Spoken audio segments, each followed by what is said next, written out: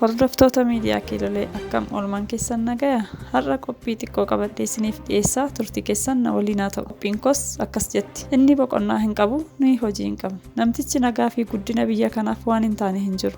Kana hunda waan ta'uuf immoo biyya isaaf jaalala uummata isaaf qabu akka ta'e shakkii tokko hin qabu. Hooggansa keenya hoogganamuuf akka nuyi si hin mijanne sirriitti waan beektuuf qormaata nutti dhufuuf jedhes jaalalaan akka keessa nu dabarsitu amantii guddoo qabna. Egaa yaa nama ko adeemsa abbichuu yeroo muraasa yemmuun ilaalu na ajaa'iba. Meeqa karoorfamee fi meeqa kan hin jedhamne qaba.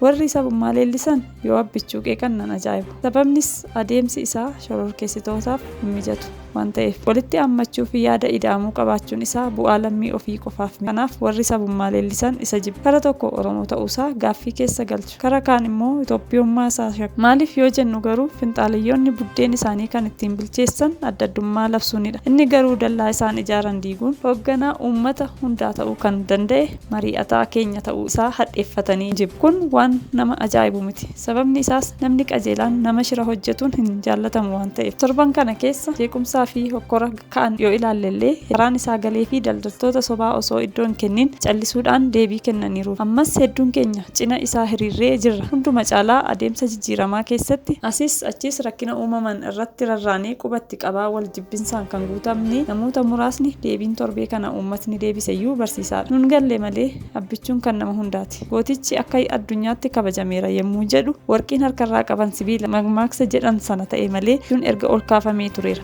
Jiru malee warri jaarraa 21ffaa keessa isa bara dhagaa sana ta'uu warri hawwiin gurra namaa duuchan. Har'a miti ganaa waggaa duuba jiru baay'een osoo dhufee kan akka abbichuu argachuun waan danda'amu natti hin fakkaatu. Abbichuun hamaadha. Wal caalchisa jedhanii yaaduunii fi gara hin taanetti galuuf yaaluun anaaf maraatummaadha. Jarri ammayyuu isa kaleessaa fi har'a gidduu jijjiirama kan hin qabne bifa tokkodha. Warri hammina kee yaadduu faayidaa fi galma ga'umsa kee illee lakkaa'uu hin danda'an. Kabajamaa keenya ati callisii adeemsa kee gara ol ka'iinsaatti itti fufi. Kaayyoo kee qofa ilaali.